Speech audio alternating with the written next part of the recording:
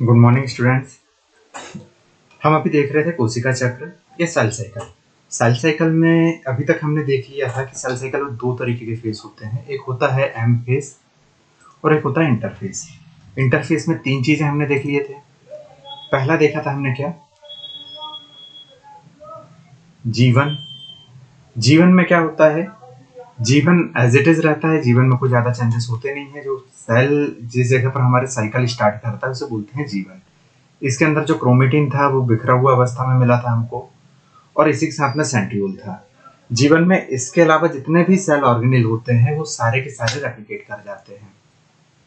इसके बाद स्थिति आई थी हमारे पास में एस की। एस कंडीशन पे हमारे पास जो हुआ था, हमने यहाँ पर देखा था एस कंडीशन में कि यहाँ पर डीएनए का रेप्लिकेशन हो गया था, और डीएनए रेप्लिकेट होकर के कैसा हो गया था, दो पार्ट में बन गया था, कुछ ऐसा और कुछ ऐसा। जितने भी क्रोमोसोम थे वो सारे के सारे दो पार्ट में हो गए थे। साथ ही साथ जितने हमारे सेंट्रियोल थे, ये सिंगल था, सेंट्रियोल यहाँ पर रेप्लिकेट होकर या डुप्लीकेशन होकर के दो पार्ट में बन गया था। इसके बाद अवस्था आई थी हमारे पास G2 अवस्था, ये था एस या सिंथेसाइज फेज। इसके बाद तीसरी स्थिति जो आई थी जिसे हमने बोला था क्या, G2 अवस्था। G2 अवस्था में हमने क्या देखे थे, G2 अवस्था में हमारे पास ये चीज एज इट इज थी। यहाँ पर हमारे क्रोमोसोम दो थे, ये दो हैं। उसके अलावा रेप्लिकेट हो गया था, सेंट्रियोल में डुप्लीकेशन हो गया था, दो सेंट्रियोल बन गए थे। इस अवस्था में हमारे पास क्लोरोप्लास्ट और माइटोकॉन्ड्रिया, इन दोनों का डुप्लीकेशन हो जाता है। साथ ही साथ जितने स्पिंडल फाइबर थे वह स्पिंडल फाइबर यहाँ पर इनका बहुलीकरण नहीं हुआ था, सॉरी, यहाँ पर ये द्विगुणित हो गए थे। यहाँ पर स्पिंडल फाइबर का फॉर्मेशन हो गया था। ऐसे बहुत सारे स्पिंडल फाइबर यहाँ पर बन गए थे। इसके बाद अवस्था थी हमारे पास में एम फेज। एम फेज में सबसे पहला था प्रोफेज, और प्रोफेज में हमने दो तीन चीजें देखे थे।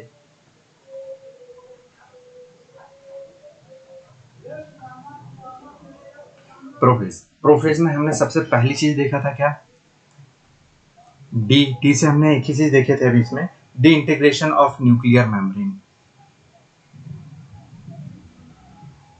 D integration of nuclear membrane. इसमें हमने देखा था कि कैसे ये जो मेम्ब्रेन थी न्यूक्लियस की, ये कैसे टूट गई थी, और इसके अंदर पे सबसे पहले क्या टूटता है, इसके अंदर पर यहाँ एक फाइबर लेमिला होता है। ये फाइबर लेमिला सबसे पहले यहाँ पर टूटता है। इसके बाद हम नेक्स्ट बात करेंगे, इसी में प्रोफेज में एक दूसरा पॉइंट आता है disintegration of, sorry, disappearance of cell organelle. यहाँ पर गलती से मैंने कुछ और लिख दिया था, उसे एडिट कर लेते हैं हम पहले।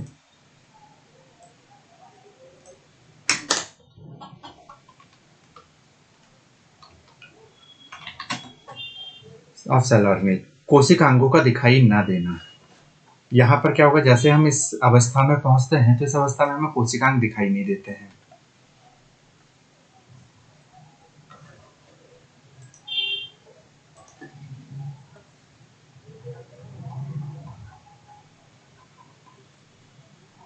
कोशिकांगों का दिखाई नहीं देना, और दिखाई नहीं देने के पीछे कारण क्या था कि जितने भी कोशिकांग थे वो उपस्थित तो रहते हैं हमारी कोशिका के अंदर, लेकिन विस्कोसिटी या गाढ़ापन बढ़ जाने के कारण उसमें कोई चीज दिखाई नहीं देती। और विस्कोसिटी क्यों बढ़ जाती है, विस्कोसिटी बढ़ने का सबसे बड़ा कारण था कि वहां पर बहुत कुछ फॉर्मेशन हो रहा है। जब बहुत सारी चीजें बनती है तो दिखाई देना बंद हो जाता है। जैसे यदि हम किसी तालाब में पत्थर फेंक दें तो जो तालाब का पानी अभी एकदम साफ था वो गंदा सा दिखने लगेगा, क्योंकि उसमें धूल के कण आ जाते हैं, और धूल के कण आने के कारण उसकी विस्कोसिटी या उसका गाढ़ापन बढ़ जाता है। तो यहाँ पर कोशिकांग हमारे यहीं पर उपस्थित रहते हैं। जैसे यहाँ पर माइटोकॉन्ड्रिया हो गया हमारा,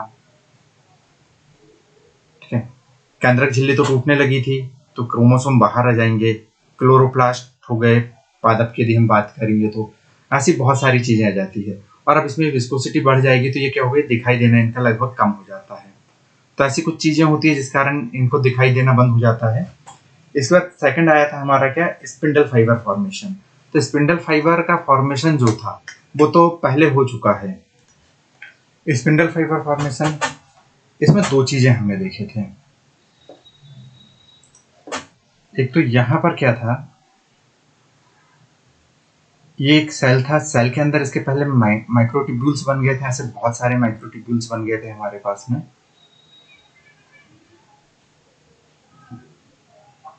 और इन्हीं माइक्रोट्यूब्यूल्स में से इनका पॉलीमराइजेशन होने लगता है, ये एक दूसरे से जुड़ने लगते हैं, जिसे बोलते हैं स्पिंडल फाइबर। ये अभी यहाँ पर अलग अलग है, यदि हम इनको ऐसा एक सीक्वेंस में जोड़ लें,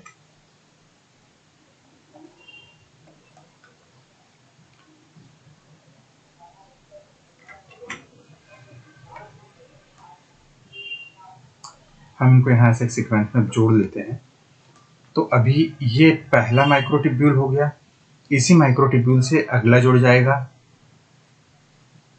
फिर इससे नेक्स्ट वाला जुड़ जाएगा, और ये ऐसे रेगुलर जुड़ते चले जाएंगे। जब ये एक ऐसी लंबी श्रृंखला बना लेते हैं तो इसे बोलते हैं पॉलीमराइजेशन, या इसे बोलते हैं हम स्पिंडल फाइबर। और यहाँ पर जो पहले था, ये जो अलग अलग थे, जैसे एक ये हो गया, ये हो गया, ये कहलाते हैं माइक्रोट्यूब्यूल।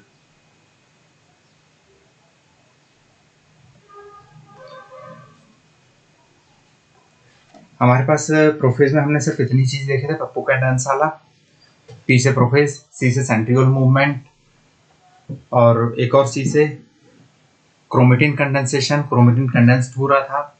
फिर उसके बाद डी से भी दो चीजें थी हमारे पास में, disintegration of cell nucleus membrane और disappearance of cell organelle.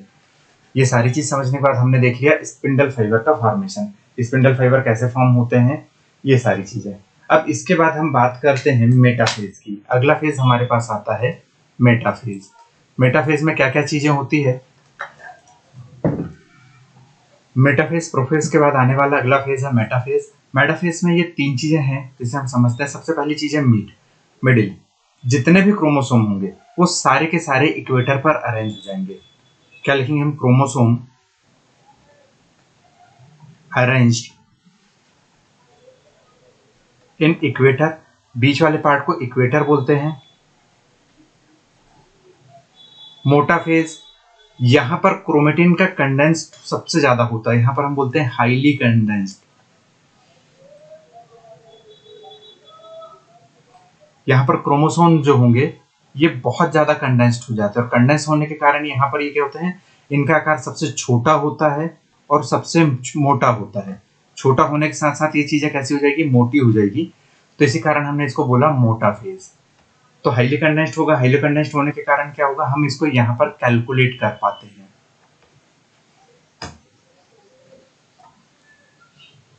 This stage is used for calculation of chromosome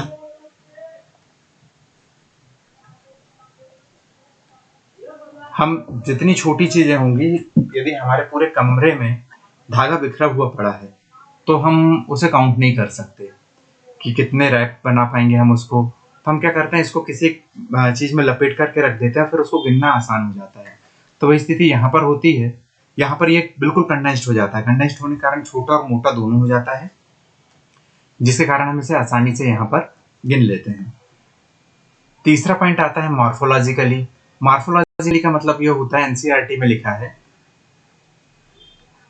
कि हम यहाँ पर इसके शेप का कैलकुलेशन करते हैं कि ये वी शेप का है या आई शेप का है, ये जितने भी शेप होते हैं, या जे शेप का है, इस शेप को हम यहाँ पर मूल्यांकन कर लेते हैं कि हमारी बॉडी में किस किस शेप के क्रोमोसोम प्रेजेंट है।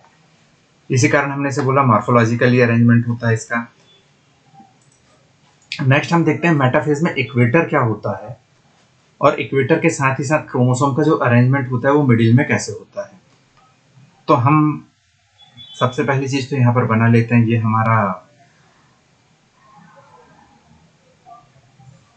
हमारा कोशिका हो गई, सेल हो गया ये हमारा। अब इस सेल के अंदर ये जो बीच वाला पार्ट है, अप्रोक्सीमेटली ये जो बीच वाला पार्ट है, ये बीच वाला पार्ट इक्वेटर कहलाता है। जैसा हमने पृथ्वी में देखे हैं, पृथ्वी में दूसरा होता है, एक उत्तरी और एक दक्षिणी। हम यदि इनको वो मान लें, एक उत्तरी है और एक दक्षिणी, तो इसको हम पोल बोलते हैं। यदि ये पोल होगा तो ये भी क्या कहलाएगा, पोल कहलाएगा। और ये जो बीच वाला भाग है ये कहलाता है इक्वेटर। और इसी इक्वेटर पर हमारे सारे क्रोमोसोम अरेंज हो जाते हैं। जैसे हमारा पहला क्रोमोसोम यहाँ पर आ गया, तो दूसरा क्रोमोसोम भी हमारा इसी के ठीक नीचे आ जाएगा यहाँ पर।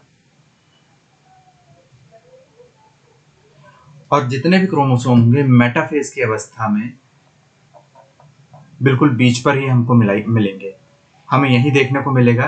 तो हम यहाँ पर एक ऐसी कल्पना कर लेते हैं, ये हमारा सिर्फ इमेजिनेशन होता है कि ये सारे के सारे इक्वेटर पर है। ऐसी कोई लाइन हमारी सेल के अंदर प्रेजेंट नहीं होती है। और इसके बाद यहाँ पर जो हमारा सेंट्रियोल का मूवमेंट प्रोफेज में स्टार्ट हो गया था, वो यहाँ पर हाईली डिस्टेंस पर होगा। ये बिल्कुल आमने सामने होंगे। अब जब ये आमने सामने होंगे तो जो स्पिंडल फाइबर बना था हमारा, वो पॉलीमराइज होगा पोल टू पोल। ये पोल टू पोल। हमने यहाँ 2 क्रोमोसोम बनाए हैं। बेसिकली यहाँ पर क्रोमोसोम की संख्या 46 होगी यदि हम ह्यूमन बॉडी की बात कर रहे हैं तो। और ये जो अब अटैच हो रहा है ये हो रहा है पोल टू इक्वेटर। तो इसमें मेटाफेज में जो अरेंजमेंट होता है वो कैसा होता है, सबसे पहली चीज यहाँ पर पॉलीमराइजेशन होगा। किसका, स्पिंडल फाइबर का, क्योंकि देखिए पॉलीमराइजेशन हो रहा है। पॉलीमराइजेशन का मतलब होता है किसी चीज का एक दूसरे के साथ में अटैच होना। सेकंड चीज, जितने भी क्रोमोसोम होंगे वो हमें मिडिल में मिलेंगे। ये मिडिल में आ गए। और ये जो पॉलीमराइजेशन होगा स्पिंडल फाइबर का, वह कैसा होगा, एक होता है पोल टू पोल पॉलीमराइजेशन और एक होता है पोल टू इक्वेटर। यदि कोई यहां से यहां तक आया है, ये वाला, ये होता है पोल टू इक्वेटर। और यदि ये यहां से इस जगह तक चला गया, दूसरे पोल तक चला गया, हम इसे बोलते हैं पोल टू पोल। तो 2 तरीके के पॉलीमराइजेशन इसमें होते हैं। एक होता है pole to equator. Pole to equator में क्या आएगा, पहली चीज ये भी बनती है, पोल टू इक्वेटर मतलब एक सेंट्रियोल से लेकर क्रोमोसोम तक। ये भी पोल टू पोल होगा, ये भी पोल टू पोल होगा, सॉरी पोल टू इक्वेटर होगा, और ये वाला पोल टू पोल होगा। ये नीचे वाला भी, यदि हम इसकी भी बात करेंगे तो ये पोल टू इक्वेटर होगा, सॉरी पोल टू पोल होगा, क्योंकि ये एक सेंट्रियोल से लेकर के दूसरे सेंट्रियोल तक मूव कर रहा है।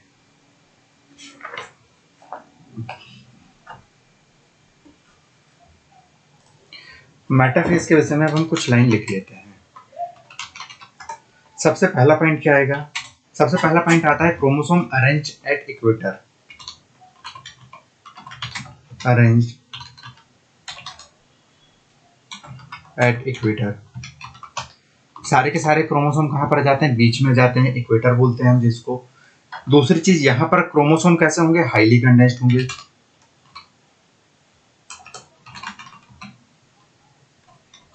Chromosome are highly condensed. और जब ये कंडेंस्ड होंगे तो हम क्या करेंगे, इसको गिन सकते हैं। That's why this stage is used to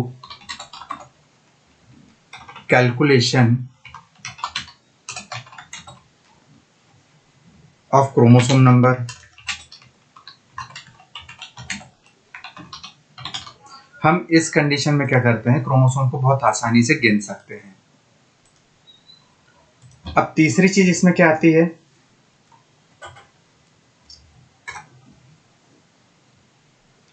इसकी मार्फोलॉजी को समझने के लिए एनसीईआरटी कहता है कि इसकी मार्फोलॉजी को समझने के लिए ये सबसे अच्छा है। मार्फोलॉजी को समझना मतलब ये किस शेप का है, वी शेप का है या आई शेप का है या जे शेप का है, तो ये सारी चीजें, ये एल शेप का है, तो हम इसका कैलकुलेशन यहाँ पर बहुत आसानी से कर लेते हैं। तो एनसीईआरटी क्या बोलता है this stage is very good stage of to understand about the morphology of chromosome। हम यहाँ पर इसके शेप का कैलकुलेशन बहुत आसानी से कर लेंगे कि कैसा दिख रहा है और इसमें क्या क्या किया जा सकता था, किस शेप का होगा। ये सारी चीजें समझने के लिए हमारे पास सबसे अच्छी जगह होती है। इसके अलावा एक पॉइंट और आता है यहाँ पर कि यहाँ पर जो इक्वेटरी प्लेट होती है, वो इक्वेट्रियल प्लेट कैसी होती है, इमेजिनरी प्लेट होती है। मतलब हम उसे ये नहीं बोलते वो दिखाई देती है, इमेजिनरी प्लेट।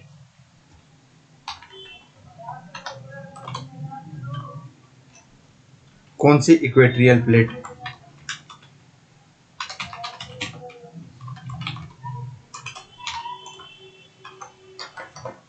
इतनी पॉइंट, इसमें कोई कंफ्यूजन मेरे मान से तो नहीं होना चाहिए। और एक लास्ट पॉइंट होता है, जितने भी स्पिंडल फाइबर होते हैं, देखिए इक्वेटर प्लेट कैसी है हमारी, ये वाली लाइन कैसी आई है, वर्टिकल आई है। एक और जो स्पिंडल फाइबर वाली लाइन है वो कैसी गई है हमारी, हॉरिजॉन्टली गई है, ऑलमोस्ट हॉरिजॉन्टल गई है। तो हम इसके लिए भी पॉइंट यहाँ पर लिखते हैं, क्या आएगा, spindle fibre are almost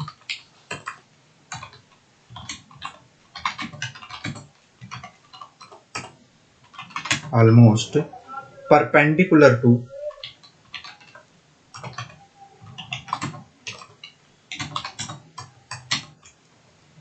equatorial plate।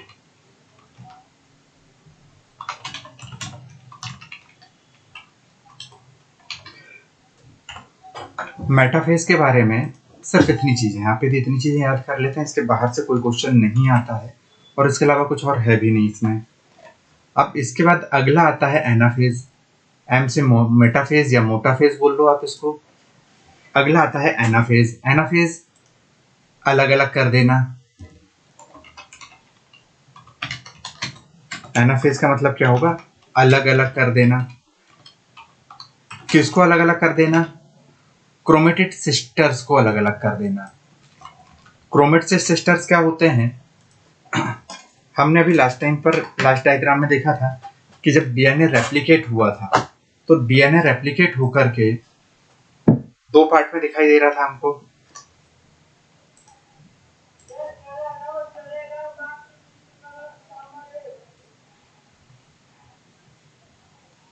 ये क्रोमोसोम का रेप्लिकेशन था। जब क्रोमोसोम का रेप्लिकेशन हुआ था, पहले क्रोमोसोम कैसा दिखाई दे रहा था, पहले क्रोमोसोम हमें सिंपल इस तरीके का दिखाई दे रहा था। अब यहाँ पर दो चीजें हो गई थी रेप्लिकेट होकर के, यहाँ पर दो और यहाँ पर दो। तो पहला क्रोमोसोम कौन सा था इसमें, पहला क्रोमोसोम ये वाला था हमारा, और दूसरा क्रोमोसोम ये वाला था। दोनों क्रोमोसोम कैसे हमारे अलग अलग हैं, लेकिन ये बने एक ही से हैं, तो हम इसको बोलते हैं क्रोमेटिड सिस्टर्स। ये क्या कहलाएगा, क्रोमेटिड सिस्टर्स।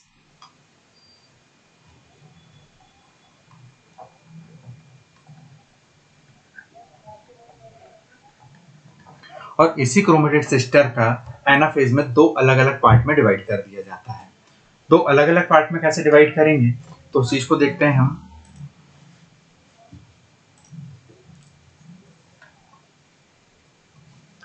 ये हमारा सेल है,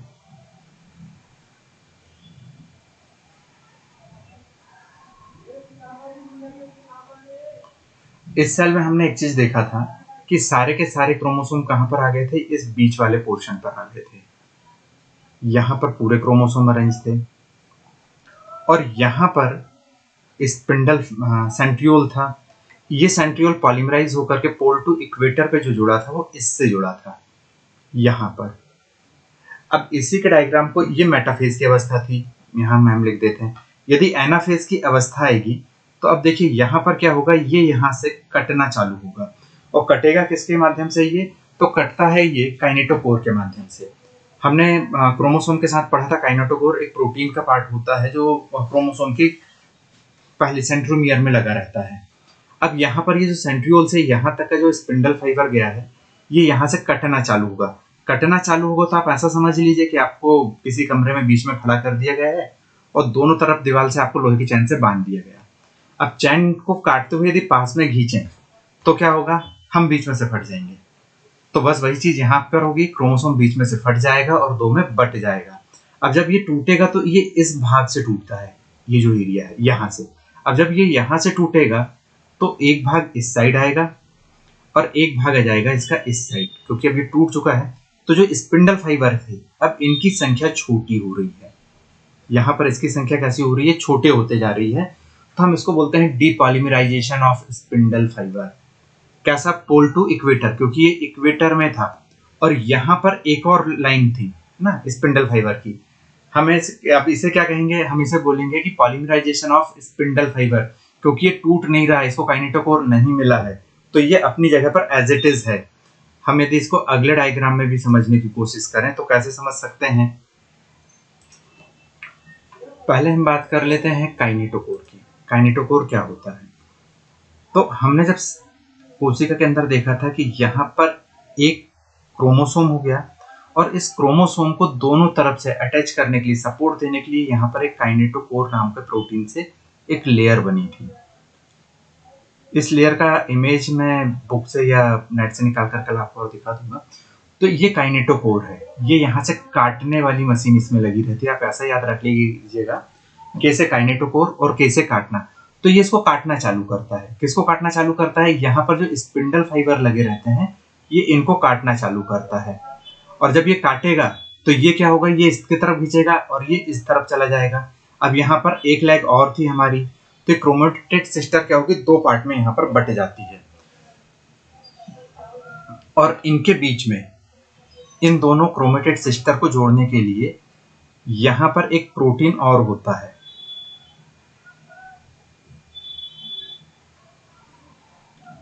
इन दोनों को जो यहाँ से ऐसा जोड़ करके रखता है, इस प्रोटीन का नाम होता है कोहेसिन प्रोटीन।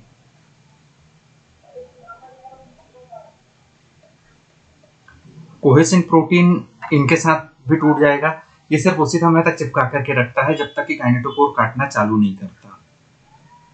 तो यहां से कोहेसिन प्रोटीन कट जाएगा, दो भाग में यहाँ पे ये टूट जाएगा, और दोनों क्रोमोसोम सिस्टर क्रोमेटिड अलग अलग हो जाएगी। आप ऐसा समझ लीजिए कि दोनों बहनें थी, शादी के पहले एक घर में रहती थी, अब इनकी शादी हो गई तो ये कहा जाएंगे अपने अपने घर चले जाएंगे। अब हम इसका पूरा डायग्राम देखते हैं।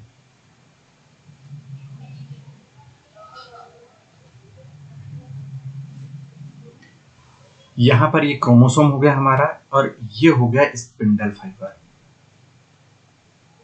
सॉरी ये हो गया काइनेटोकोर। इस काइनेटोकोर को दोनों तरफ किससे जुड़ा रहेगा? ये स्पिंडल फाइबर के थ्रू।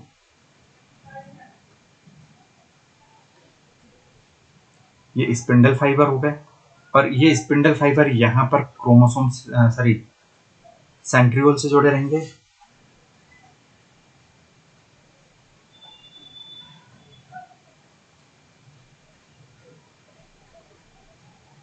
और यहाँ पर इनकी संख्या कितनी भी हो सकती है, इनकी संख्या से कोई मतलब नहीं। जैसे हम गिनते हैं यहाँ 1 2 3 4 5 6, यहाँ भी देख लेते हैं 1 2 3 4 5। तो ये संख्या कितनी भी हो सकती है। जैसे ही हम इसके अगले स्टेज में जाते हैं और यहाँ से क्रोमोसोम इनको तोड़ देगा, काइनेटोकोर ने इनको काटना चालू कर दिया, ये आधा इधर आ गया और आधा इस साइड आ गया। अब जब ये इधर आ गया तो दूसरी देखने वाली बात यह है कि अब यहाँ पर कितना स्पिंडल फाइबर हमारे पास बच रहे हैं, या कितने माइक्रोट्यूब्यूल्स हमारे पास बच रहे हैं, क्योंकि छोटे छोटे पार्ट को तो हम माइक्रोट्यूब्यूल ही बोलेंगे। तो देखिए यहाँ पर ये 1 2 3 4 कुछ भी हो सकता है, मैंने रैंडमली लिख लिया हूँ, बस मैंने यहाँ से एक कम कर दिया। इधर देखते हैं 1 2 3, तो यहाँ पर हमने ये 3 कम कर दिए। तो जैसे जैसे ये दूर होना चालू करेगा वैसे वैसे यहाँ पर क्या होगा, इनकी स्पिंडल फाइबर की संख्या कम होती जाएगी। अब यहाँ पर दूसरी चीज हम देख रहे हैं कि देखो यहाँ पर स्पिंडल फाइबर कितना था, यहाँ 5 था, यहाँ 6 था, मतलब टोटल इसमें कितने थे, 11 थे। इसमें कितने बचे, 4 और 3 7। टूट रहा है मतलब इनकी संख्याएं कम हो रही है, और जब इनकी संख्याएं कम हो रही है तो हम इसे बोलते हैं डीपॉलीमराइजेशन, पॉलीमराइजेशन। और ये जो डीपॉलीमराइजेशन हो रहा है, ये पोल टू पोल हो रहा है, ये पोल टू इक्वेटर हो रहा है, तो ये हो रहा है पोल टू इक्वेटर। सेकंड चीज, अब यदि हम बात करते हैं पोल टू पोल, तो पोल टू पोल क्या होगा, एक पोल यहां पर था और एक पोल यहां पर था, और यहां पर जितने भी स्पिंडल फाइबर थे वो कट रहे हैं क्या? नहीं कट रहे। क्यों नहीं कट रहे हैं? क्योंकि यहां पर इसको काइनेटोकोर मिला नहीं, और जब काइनेटोकोर मिला नहीं तो ये टूटेगा नहीं, और जब ये टूटेगा नहीं तो हम इसको बोलेंगे पॉलीमराइजेशन।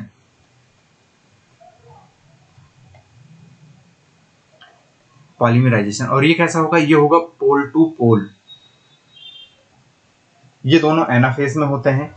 एनाफेज में दो चीजें होंगी, पॉलीमराइजेशन और डीपॉलीमराइजेशन। पॉलीमराइजेशन कहां पर होगा, पॉलीमराइजेशन होता है पोल टू पोल, और डीपॉलीमराइजेशन होता है पोल टू इक्वेटर। यहाँ तक ऑलमोस्ट शायद सभी चीजें कंफर्म होगी आपको, ये बन जाएगा। इसके बाद हम अगले फेज की बात करते हैं।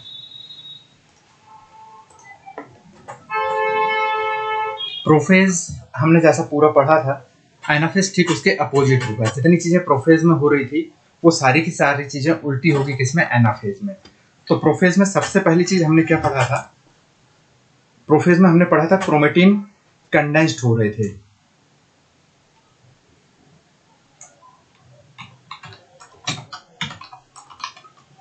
क्रोमेटिन कंडेंस्ड थे, और कंडेंस्ड होकर क्या बना रहे थे, क्रोमोसोम बना रहे थे। अब कैसे बना रहे थे वो देख लेते हैं हम। अच्छा, इसमें क्या होगा, एनाफेज में हम एक एक पॉइंट पर दोनों लिख लेते हैं और उसे साथ साथ क्लियर करते चलेंगे। यहां पर क्या था एनाफेज में, यहां पर क्रोमोसोम से क्रोमेटिन बनेगा।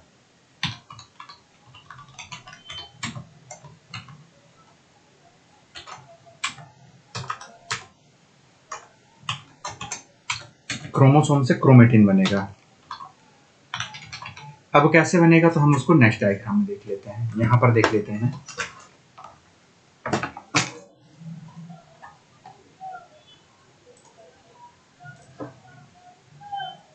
प्रोफेज में जब G2 फेज था तो यहां पर ये हमारे पास कुछ ऐसे रेप्लिकेट हुए थे। ये कंडेंस्ड होकर के प्रोफेज में कैसे हो गए थे, इस तरीके से हो गए थे। अब फिर जैसे ये प्रोफेज था, ये यहाँ पर एनाफेज है। अब एनाफेज में फिर से क्या होगा, ये ऐसे ही टूट जाएंगे। हाँ, रेप्लिकेट नहीं दिखेगा, अब सिंगल आएगा। रेप्लिकेट क्यों नहीं दिखेगा, क्योंकि जब ये फिर से एस फेज में जाएगा ना, अब एनाफेज के बाद अगली फेज आएंगे, फिर ये राउंड अप होकर के उसमें जाएगा, तो ये ऐसा रेप्लिकेट ना होकर कैसे जाएगा, सिंगल जाएगा। इस तरीके से ये रेप्लिकेट हो जाता है। तो पहले क्या बना था, क्रोमेटिन से क्रोमोसोम बना था, फिर क्रोमोसोम से क्या बन गया, क्रोमेटिन बन गया। किस में बना, एनाफेज में बना। सेकंड पॉइंट हमने क्या देखे थे, सी से सेंट्रियोल मूवमेंट।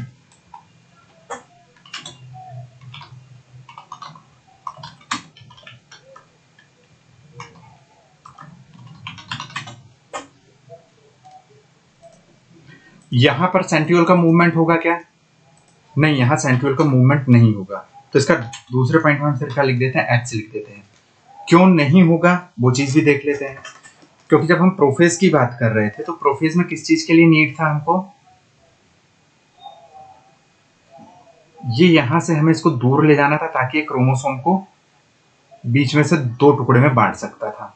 लेकिन अब क्या हुआ, यहां पर एनाफेज में एक यहां पर आ गया क्रोमोसोम हमारे पास, और एक क्रोमोसोम यहां आ गया।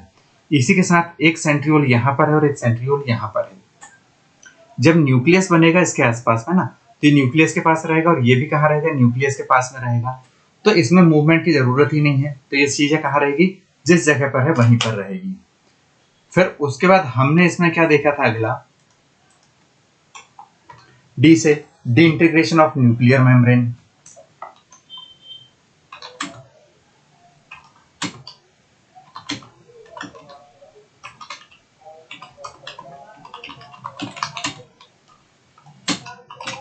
Nuclear membrane. अब यहां पर क्या होगा, यदि हम इसमें तीसरे पॉइंट के लिए बात करेंगे, री इंटीग्रेशन ऑफ न्यूक्लियर मेम्ब्रेन। क्या लिखेंगे हम इसमें, री इंटीग्रेशन ऑफ न्यूक्लियर मेम्ब्रेन। अब यहां पर क्या होगा, ये फिर से बन जाएगा।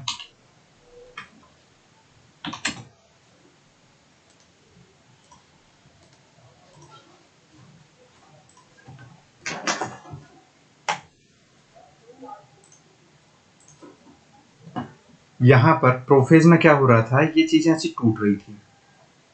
यहां पर क्रोमोसोम कंडेंस था, अब ये कैसा हो रहा था, यहां पर ये टूटने लगी थी। क्यों टूट रही थी, क्योंकि अब इसे बाहर निकलना था, क्रोमोसोम को बाहर आना था। तो बाहर आने के लिए सबसे पहले क्या जरूरी था, इस न्यूक्लियर मेम्ब्रेन का टूट जाना। अब यहां पर क्या हुआ, ये दो थे, अब दोनों अलग अलग हो गए हमारे पास एनाफेज में। अब ये दोनों अलग अलग हो गए हैं, तो क्या लगेगा, अब यहां पर एक न्यूक्लियर मेम्ब्रेन बनेगी और दूसरी न्यूक्लियर मेम्ब्रेन यहां पर बनेगी। तो यहां पर न्यूक्लियर मेम्ब्रेन क्या होगा, फिर से बनना चालू हो जाएगा। और क्या था, spindle fibre, disappearance of cell organelle.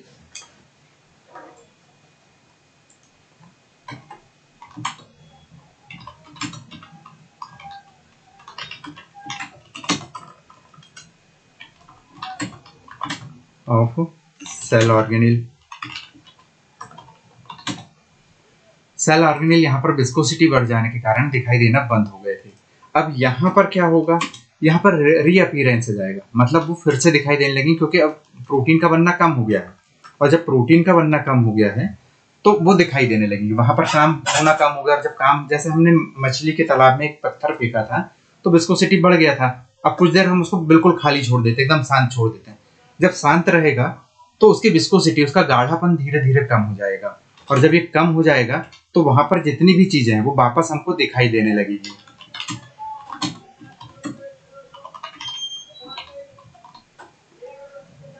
और लास्ट में था स्पिंडल फाइबर का फॉर्मेशन, और यहां पर होगा स्पिंडल फाइबर का ब्रेकडाउन, क्योंकि वो टूट जाएंगे। यहां पर हम क्या लिख देंगे, स्पिंडल फाइबर फॉर्मेशन, इसमें यही हो रहा था ना।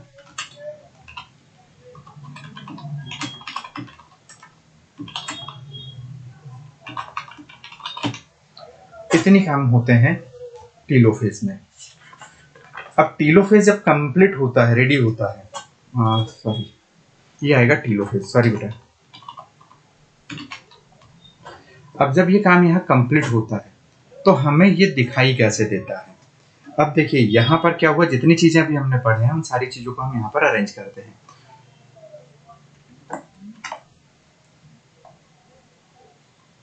हम यहाँ पर सेल बना ले रहे हैं, और ये सेल पूरा हम बना रहे हैं किसके लिए, टीलोफेज के लिए। प्रोफेज के लिए हमको नीड नहीं है, तो हम इसको यहाँ से लेकर के इस तरफ से पैक कर देते हैं, ठीक है। अब ये किसके लिए हो गया, ये हो गया टीलोफेज के लिए।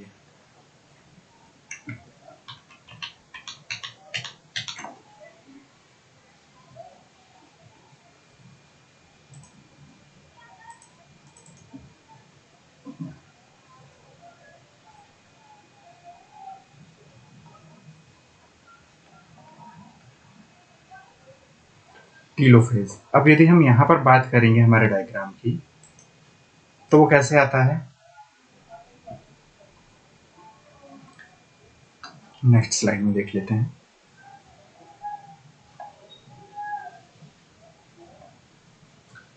ये हमारा पूरा सेल हो गया। अब इस सेल में हमने क्या क्या चीजें देखे थे, तो हमने देखे थे कि यहाँ पर न्यूक्लियस, सबसे पहली चीज तो एनाफेज में क्या हो गया था, एक क्रोमोसोम हमारा इस तरफ आ गया था, दूसरा क्रोमोसोम हमारा इस तरफ आ गया था, एक सेंट्रियोल हमारा यहाँ पर था, एक सेंट्रियोल हमारा यहाँ पर था। अब हम यदि इसके पॉइंट के रिगार्डिंग बात करते हैं तो क्या था, सबसे पहली चीज यदि हम यहाँ पर देखेंगे, देखिए पहला पॉइंट क्या लिखा, क्रोमोसोम कन्वर्ट हो जाएगा क्रोमेटिन में।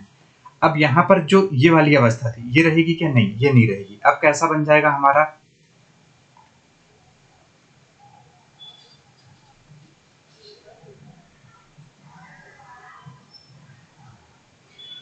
ये जो क्रोमोसोम था अब ये क्रोमेटिन बन जाएगा, मतलब ये धागेनुमा संरचना वापस बन जाएगी, ठीक। दूसरी कंडीशन क्या आई थी इसमें, यहाँ पर प्रोफेज में, एनाफेज में यहाँ पर किसी भी प्रकार का कोई फॉर्मेशन नहीं था हमारे पास, कोई न्यूक्लियर मेम्ब्रेन नहीं थी।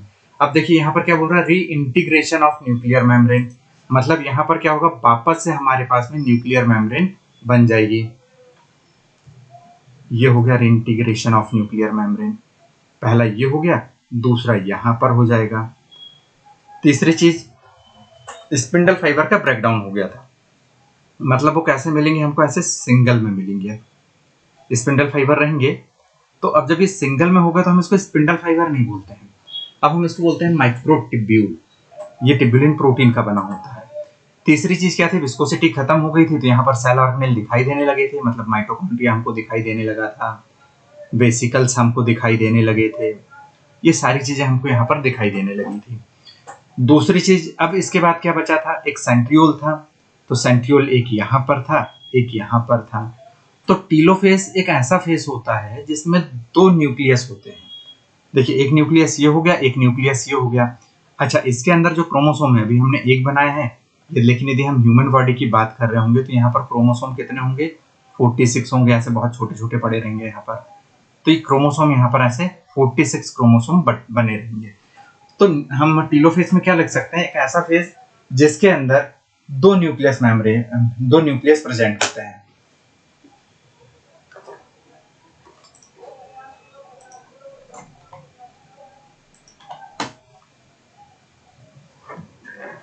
हम यहां पर लिख लेते हैं 6वां point, a phase with 2 nucleus, क्योंकि हमको वहां पर क्या दिखाई दे रहे हैं, 2 न्यूक्लियस दिखाई दे रहे हैं।